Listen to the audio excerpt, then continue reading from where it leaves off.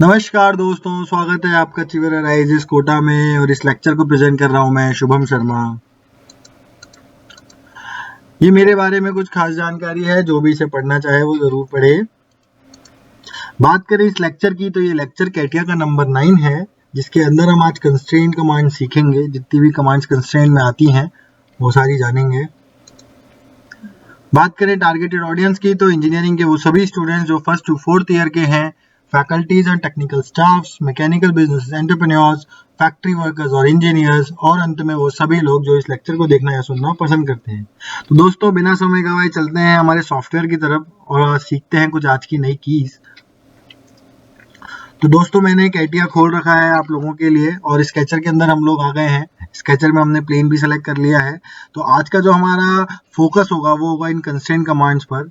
ये constraint command basically हमारे drawing के अंदर बहुत ही इंपॉर्टेंट है, और इनको सीखने से हमारा काम जो है वो काफ़ी जल्दी हो सकता है। हम किसी प्रोजेक्ट को तो डिज़ाइन कर सकते हैं, लेकिन अगर उसे कम से कम समय में पर डिज़ाइन कर लें तो ये हमारे लिए भी बेनिफिशियल है और हमारा समय भी इससे बचता है। तो सीखते हैं आज की कुछ नई चीज़। इसमें पहली कमांड है कंस्ट्रेंट कमांड। कंस्ट्रेंट कमांड के अंदर आपको ये पता ही होगा कि किसी भी ऑब्जेक्ट को हमें कंस्ट्रेंट करना पड़ता है। अगर हम कंस्ट्रेंट नहीं करेंगे तो उसका बिहेवियर कुछ इस टाइप का होगा। अब जो आपने बनाया था वो तो ऐसे चाहे लचीला है या मूवेबल है, अब जो भी कहें। तो इसको कंस्ट्रेंट करने के लिए हमें सर्कल को कंस्ट्रेंट करने के लिए हमको चाहिए उसका डायामीटर। तो मैं कंस्ट्रेंट कमांड पे जाऊंगा और डायामीटर इसका दे दूंगा। फिर उसके बाद मुझे चाहिए इसकी पोजीशनिंग सेंटर की हॉरिजॉन्टल एक्सिस से और वर्टिकल एक्सिस से। तो ये मैंने वर्टिकल सेलेक्ट करी और इसका सेंटर पॉइंट सेलेक्ट किया दोनों के बीच में। अब ये प्रोजेक्ट मेरा जो सर्कल है ये फिक्स हो गया अपनी जगह पर। अब मुझे इसको चेंज करने से भी ये ऑब्जेक्ट चेंज नहीं कर रहा अपनी पोजीशन को। तो ये मेरा भी कंस्ट्रेंट है, और कंस्ट्रेंट की सबसे अच्छी बात है कि ये ग्रीन कलर में कैटिया इसको शो कर देता है जैसे ये कंस्ट्रेंट होता है। तो इस तरीके से हम अपने प्रोजेक्ट को कंस्ट्रेंट कर सकते हैं। ऐसे ही लाइन के अंदर उसकी डायमेंशन देके और उसकी पोजीशनिंग करके हम उसे कंस्ट्रेंट कर सकते हैं। चलिए आगे बढ़ते हैं। और दूसरी चीज है हमारी constraint defined in dialog box. की डायलॉग बॉक्स की हेल्प से हम किसी ऑब्जेक्ट को कंस्ट्रेंट करते हैं। सपोज कीजिए मेरे पास एक सर्कल है और एक सर्कल और है। अब मुझे इन दोनों सर्कल को कंस्ट्रेंट करना है। मेरे पास सपोज कीजिए ये वाला जो सर्कल है ये मेरा कंस्ट्रेंट है। अब मुझे इस सर्कल को इसकी हेल्प से कंस्ट्रेंट करना है। तो इसको मैं कैसे करूंगा? मैं इस सर्कल को सेलेक्ट करूंगा, प्लस दूसरे सर्कल को कंट्रोल दबा करके सेलेक्ट करूंगा। फिर मैं जाऊंगा इस कंस्ट्रेंट डेफिनेशन पर। कंस्ट्रेंट डेफिनेशन में मेरे पास कुछ कमांड जो है वो एक्टिवेट हो जाती हैं, जिससे मैं इनकी डिस्टेंस दे सकता हूँ, इन दोनों के बीच की, इन दोनों के रेडियस को दे सकता हूँ, इनको मैं फिक्स कर सकता हूँ अपनी अपनी जगह पर। फिर मैं इनको कोइंसिडेंस कर सकता हूँ। कोइंसिडेंस का मतलब है ये दोनों सर्कल एक दूसरे के ऊपर आ जाते हैं। ये देखिए कुछ इस तरीके से। मैं इनको टेंजेंट बना सकता हूँ। मैं इनको कॉन्सेंट्रिक कर सकता हूँ, मतलब एक सर्कल दूसरे सर्कल के सेंटर के ऊपर आ जाए। मतलब एक सर्कल का सेंटर दूसरे सर्कल के सेंटर के ऊपर जब आ जाता है तो वो दोनों सर्कल कंसेंट्रिक होंगे कुछ इस तरीके से।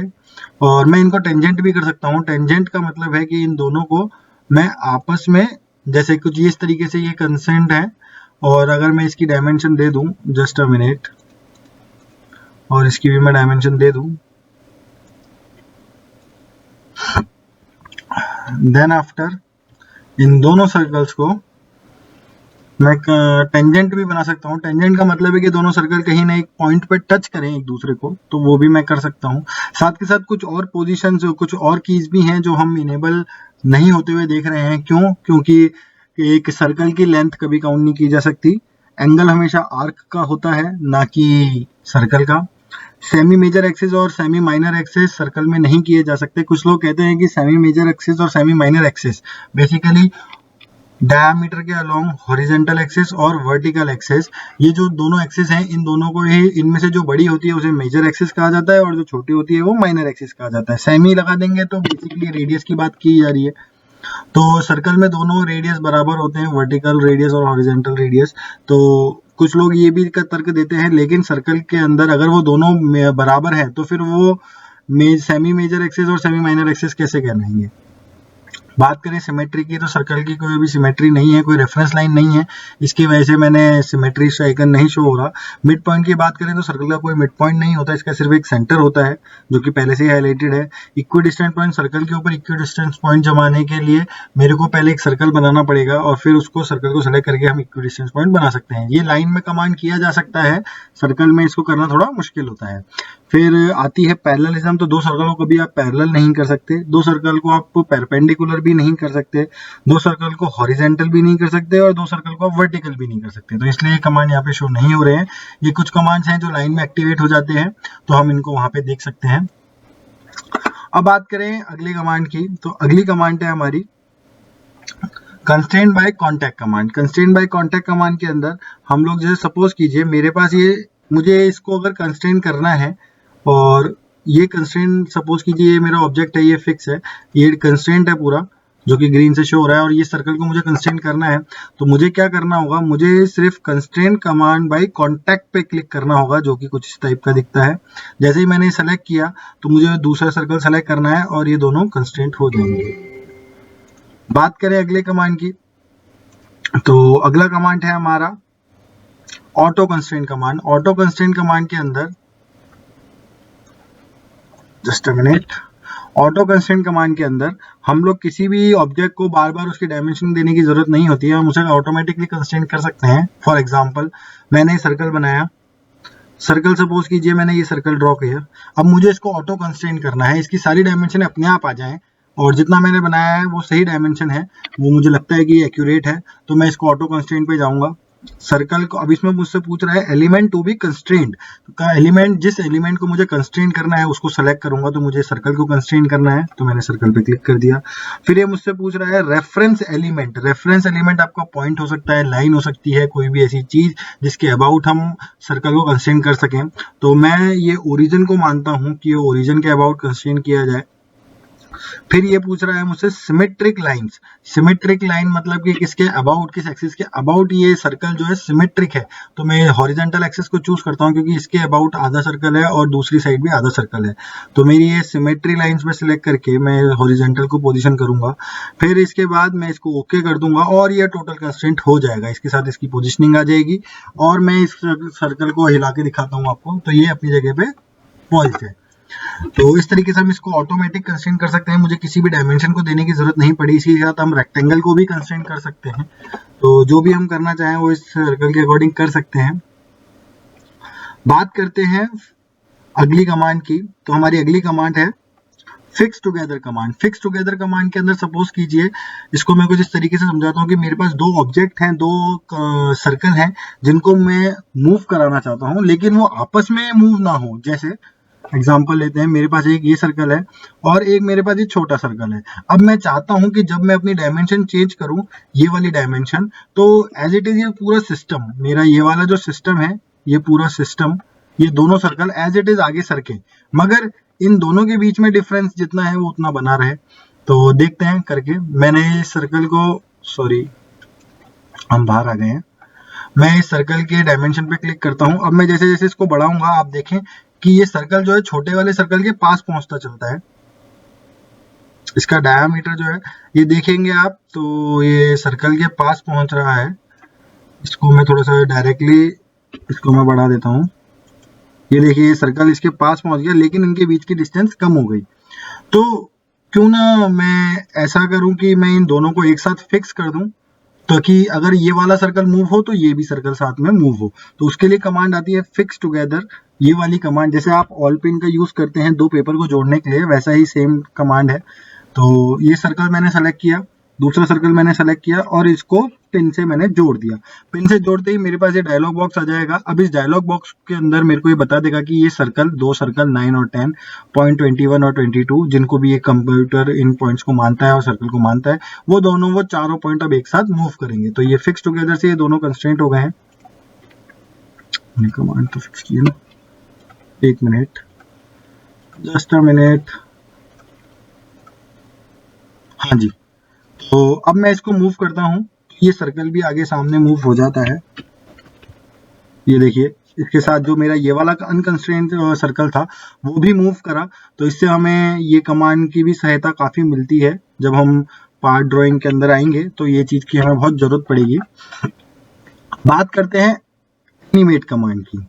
एनिमेट कमांड का काम वहाँ आता है जब भी आपको कोई सिंगल लाइन का स्ट्रक्चर बनाना होता है, एसएलडी बनानी होती है किसी भी मैकेनिज्म की, और सिंगल लाइन के स्ट्रक्चर बनाने से हम लोगों को उसको 3D में तैयार करने की जरूरत नहीं है। हम बेसिकली रफ आइडिया लगा करके देख सकते हैं कि हमारी मैकेनिज्म कैसे वर्क करती है। एग्जाम्पल के लिए आप सभी जानते होंगे कि गाड़ी के इंजन के अंदर पिस्टन होता है, सिलेंडर होता है, या आपने स्टीम इंजन देखा होगा जिसमें कनेक्टिंग रॉड होती है, क्रैंक होती है और उसमें पिस्टन मूव करता है। हम बेसिकली एक एंगुलर मोमेंटम देंगे और वो सिस्टम रेसिप्रोकेट करे, इस टाइप का मैं एक और मैकेनिज्म बना के आपको दिखाता हूँ। सपोज ये मेरा सेंटर है क्रैंक का और ये मेरी क्रैंक का रेडियस है। उसके बाद ये मेरी क्रैंक है, यहाँ से यहाँ तक मेरी कनेक्टिंग रॉड आ जाती है और ये मेरा पिस्टन बन गया। अब इसके बाद मुझे क्या करना है, मुझे इनको अभी क्योंकि ये डायमेंशनाइज नहीं है तो मुझे पहले इनको डायमेंशनाइज करना पड़ेगा। डायमेंशनाइज करने के लिए मेरे को इनकी डायमेंशन देनी पड़ेगी और डायमेंशन ये मैंने दी है इसकी 4000 में इसकी डायमेंशन देता हूँ। 4200 देता हूँ। चलिए सेम डायमेंशन में इसकी देता हूँ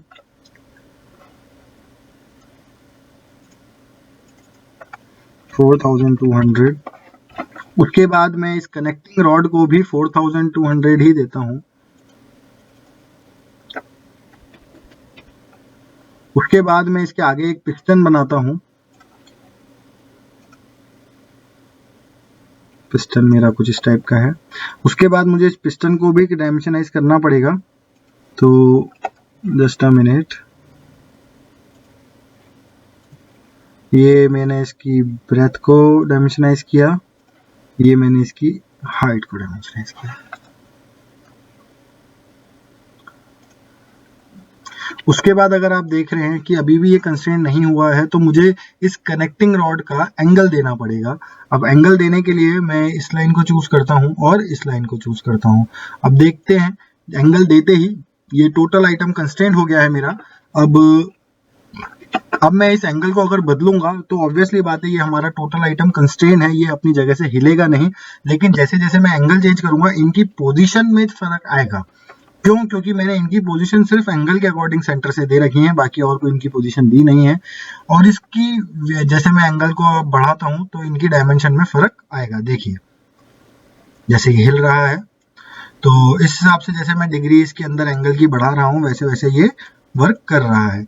अब मुझे इसको कंटिन्यूसली देखना है, इसकी पोजीशन को कंटिन्यूसली वॉच कर रहा है कि ये जो मेरा 2D मैकेनिज्म है ये कैसे वर्क कर रहा है। तो मैं जाऊंगा एनिमेट कमांड पर, एनिमेट कमांड पे क्लिक करूंगा, फिर वहां पर ये मैंने एंगल को तो पहले ही सेलेक्ट कर रखा था। अब मुझे इसकी वैल्यू देनी है। वैल्यू सपोज कीजिए मैं चाहता हूं कि ये पूरा 360 डिग्री घूमे, तो मैं मानता हूं इसकी इनिशियल वैल्यू 0 होगी और फाइनल वैल्यू जो होगी इसकी वो होगी 360 डिग्री। अब इसके बाद मैं इसको कमांड दूंगा, नंबर ऑफ स्टेप्स मैं इसके अंदर मांगता हूं 100 अप्रोक्सीमेटली मैं मानता हूं, मुझे बना के देखना है कैसा लगता है ये। फिर उसके बाद मुझे इसका लूप सेलेक्ट करना पड़ेगा। लूप सेलेक्ट करने का मतलब है कि ये एक बार तो 0 से 360 डिग्री पहुंच जाएगा और उसमें 100 पॉइंट्स को दर्शा देगा, लेकिन उसके बाद ये हो जाएगा बंद अगर मैंने एक पे क्लिक कर रखा है। अगर मैं इसको रिवर्स करना चाहता हूं तो मैं रिवर्स पे क्लिक करूंगा। अगर मैं इसको लूप में करना चाहता हूं कि पहले फॉरवर्ड चले फिर बैकवर्ड चले तो ये मैं इस बटन से जा सकता हूं। और अगर लूप 2 में रिपीट का ऑप्शन करूंगा तो ये वापस से 0 से 360 डिग्री आएगा, फिर 360 से वापस से 0 पे आएगा। तो ये बेसिकली एक राउंड लेता रहेगा, इससे मुझे मालूम पड़ जाएगा। अब मुझे इसको प्ले करना है, तो जिस डायरेक्शन में मैं प्ले करना चाहता हूँ फॉरवर्ड में, तो इसमें एनिमेशन मेरा रन होने लग जाएगा। तो मुझे प्ले पे क्लिक करना है और ये देखिए ये मेरा ऑब्जेक्ट जो है ये प्ले हो गया है। देखिए ये मेरा पिस्टन मूव कर रहा है। अगर हम चाहें तो इसकी डायमेंशनों को हटा सकते हैं। डायमेंशन को हटाते ही हमारे पास एनिमेशन होने लग गया है।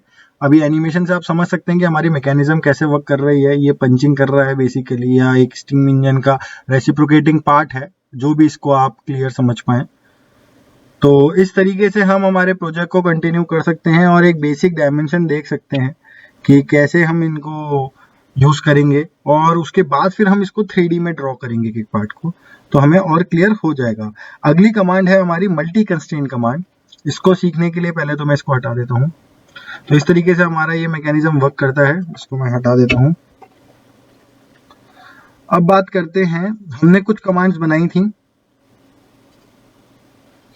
जैसे मैं रिकवर करूँ उनको।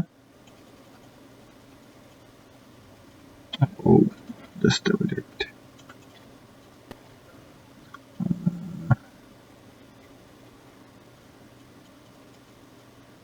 जैसे हमारा ये क्रैंक का इंजन ही की बात करें तो ये हमारा क्रैंक का इंजन है। इसकी अगर मैं बात करूं, इसकी सारी डायमेंशनों को अगर मुझे एक बार में ही कंस्ट्रेंट करना है, मैं हर किसी पे बार बार क्लिक नहीं करना चाहता, तो मुझे इसको सेलेक्ट करना है और मल्टी कंस्ट्रेंट कमांड पे क्लिक करना है। मल्टी कंस्ट्रेंट कमांड पे क्लिक करते ही मेरे पास ये सारी वैल्यूज आ गई। तो जिस जिस कमांड को मैं सेट करना चाहता हूँ उसकी लिमिट में लगा करके नीचे मैक्सिमम इसके साथ मैं इसमें टॉलरेंस भी दे सकता हूँ कि कितना टॉलरेंस अभी आ सकता है, वो हम बाद में बात करेंगे टॉलरेंस क्या होता है। बेसिकली आई एक्सेप्ट एक्सपेक्ट किया आपको इतना तो आता ही है।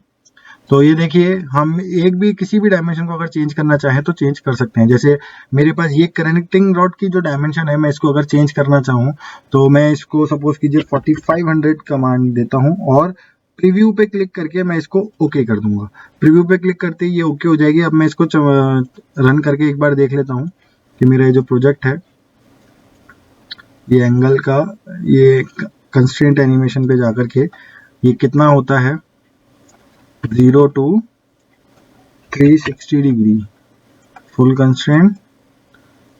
तो ये मेरा वापस से रन करने लग गया है कमांड। तो इससे हमें बेसिकली डायमेंशन से हम लोग समझ सकते हैं कि हमारा जो प्रोजेक्ट है वो किस टाइप से वर्क करेगा। और इसी के साथ हमारी सारी कंस्ट्रेंट कमांड्स खत्म होती हैं और आगे की क्लासेस में हम लोग और नई नई कमांड्स को सीखेंगे। तो जब तक के लिए थैंक यू वेरी मच। और आप ऐसे ही पढ़ते रहें। कोई इसके रिगार्डिंग क्वेरी हो तो मुझसे ज़रूर क्वेश्चन करें, मैं आपको नीचे कमेंट बॉक्स में ज़रूर आंसर करूँगा। चलिए, थैंक यू वेरी मच।